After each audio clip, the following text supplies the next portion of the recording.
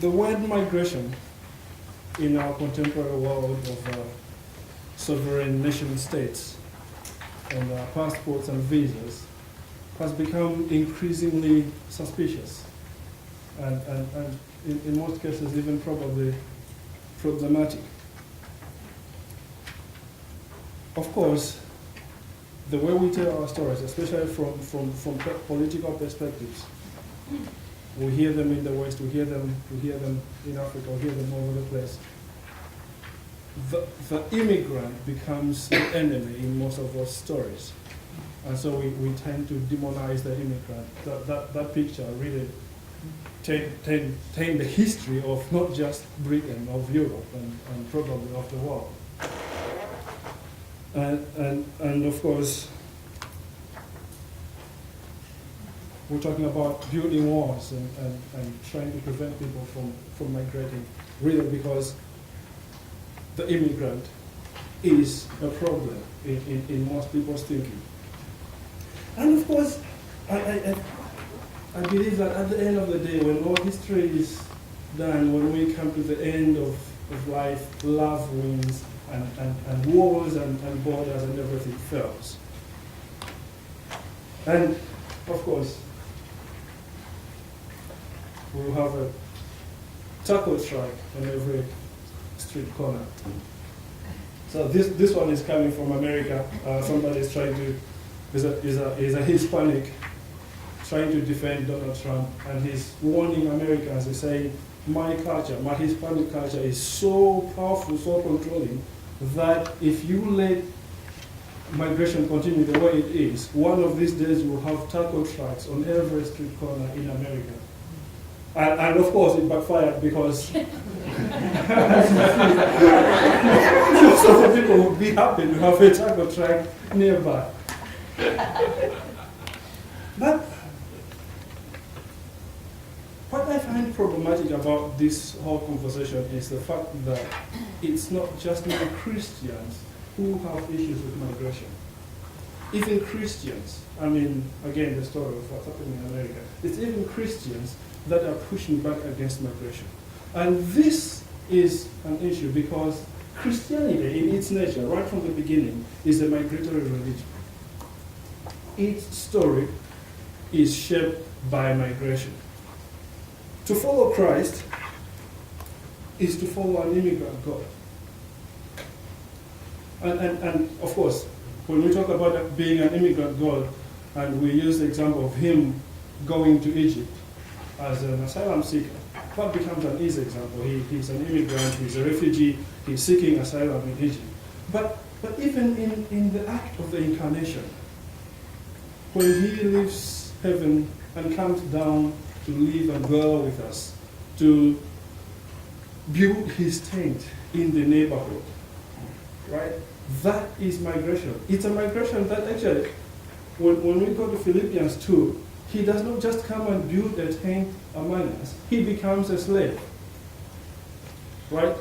Which of course, I mean, when we talk about migration today and the kinds of jobs and kinds of things that migrants do, in Paul's mind, when he brings up that image of Christ suffering as a slave, he is thinking, in Greek culture, for you to be a citizen, for you to be seated at the table in the ecclesia discussing city matters, you have to have a slave who is going to be working so that your family can have food.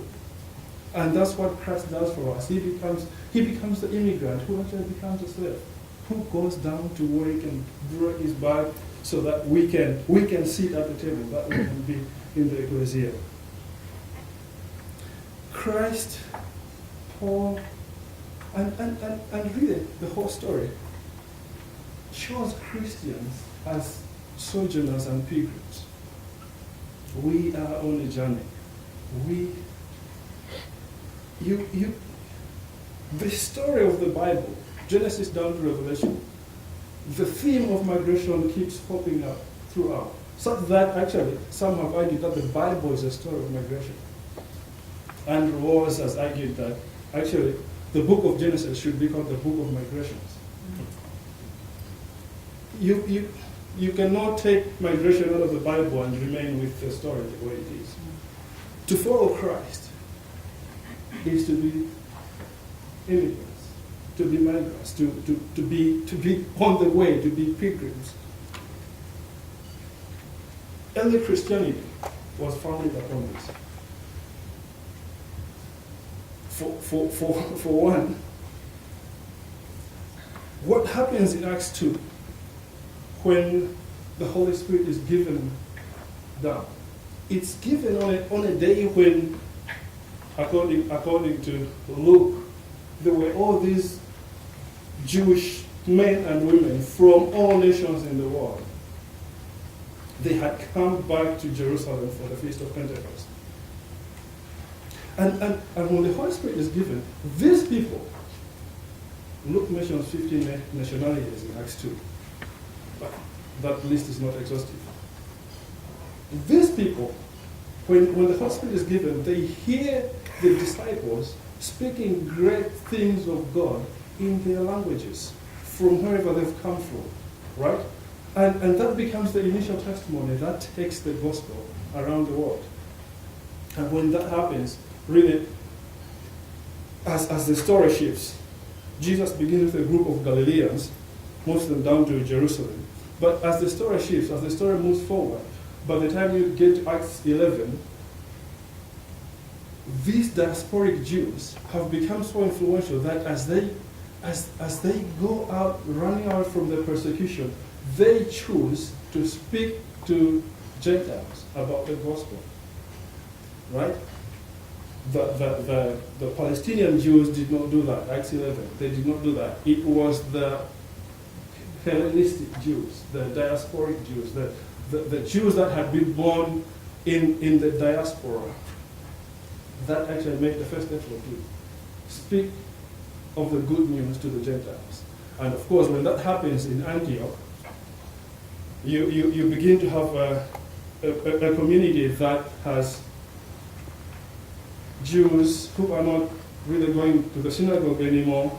You have Gentiles who are not participating in pagan worship, and they're not worshiping the emperor, and they are doing something new, something that hasn't been seen before. And when people look at them and try to figure out who do we call these people, how do we identify them, they call them Christians, followers of Christ. In Antioch, on a trade route where you don't come from the east, you don't come from south, going to Rome on land, not crossing through Antioch. It's riding on the trade routes. The story itself is embedded in migration. Early church, through and through, you see migration popping up everywhere. This is one of my favorites, Deuteronomy 26, verse 5. They're bringing this is the feast of tabernacles. They're bringing their first fruits before God, and they were required to recite at the beginning of that session every year to recite that my father was a wandering Aramean, and the other versions say wandering Syrian, which of course speaks into the Syrian situation now. My father was a wandering Syrian. Our father in the faith was an immigrant. The father of the faith was an immigrant. And if we take that seriously into our identity as Christians, we begin to identify as immigrants. And finally, that's been cut. When you talk about mission, the century that has spread world Christianity around the world, between 1814 and 1914 really, has been tied to the migration of Europeans to the rest of the world. European Christians live in Europe, not necessarily to go and be missionaries, most of them are going for trade and economic reasons, but they're going as Christians, and with that, the Christian presence around the world emerges. Following century, world Christianity. Now, Christianity is migratory by nature. The faith that we claim has within it a migration experience. Now, migration itself is a theologizing experience. When you migrate, you tend to begin to think about God more. And this is common. Of course, we know of people that in preparation for migration will be as religious as they can be.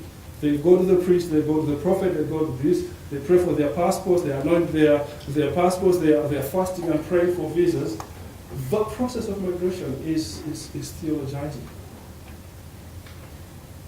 When migrants come over, maybe say to the West, it's common for them to think closely about God. And this experience of being displaced, being away from home, being away from support systems that you always count on, really causes people to depend on God more, to count on God more.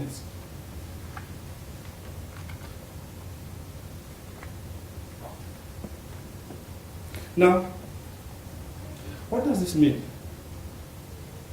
Migrants need spiritual care, need pastoral care, need this care that helps them process their theologizing that's going on already in their head because of the migration.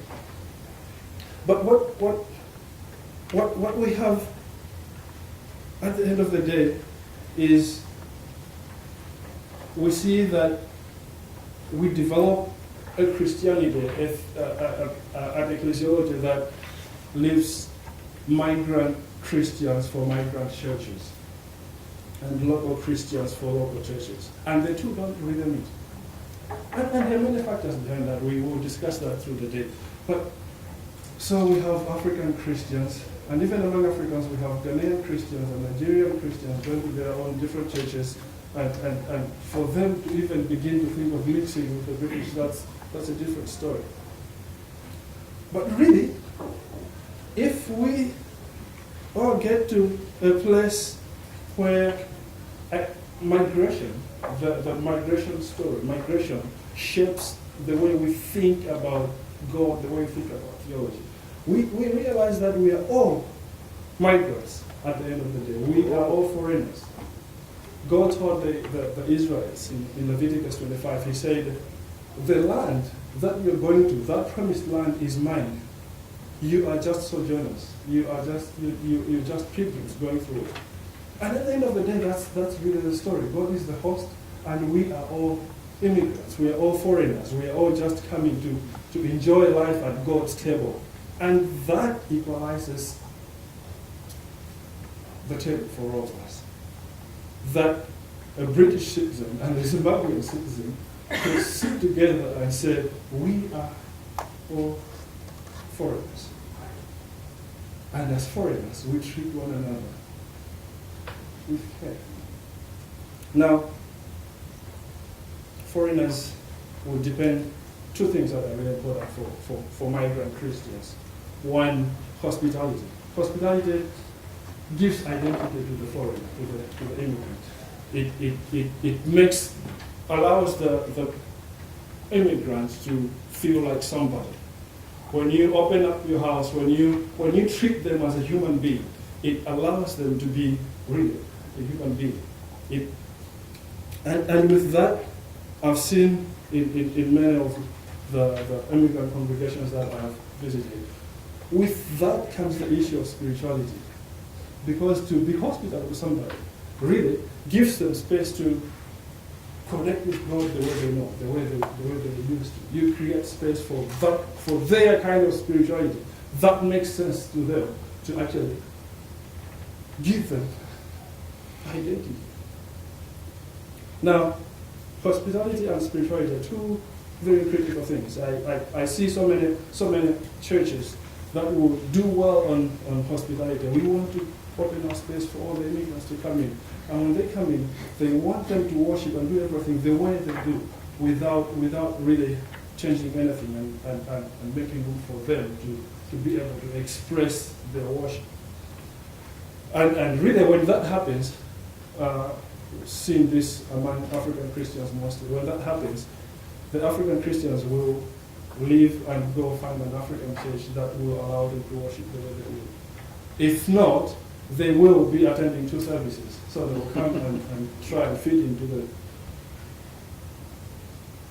Western service, and then go and do a spiritual feeding of the African Christianity. Now, this picture is a village in Malawi that is actually a refugee camp of Mozambican refugees, thousands of them moving from Mozambique, coming into Malawi. Malawi is one of the poorest countries in the world, creating space for Mozambicans to come and dwell among us. And at the bottom of that is really just saying we are all human, and in our humanness, we all need one another. We are all migrants on a journey, and on this journey we need one another. One day, we don't know, something may happen, Malawians will need to flee to Mozambique. And really, I mean, if there's anything, we are all immigrants, we are all foreigners, we're all sojourners, we are all on a journey. And let us work together well to make this journey as pleasant as possible. God bless you.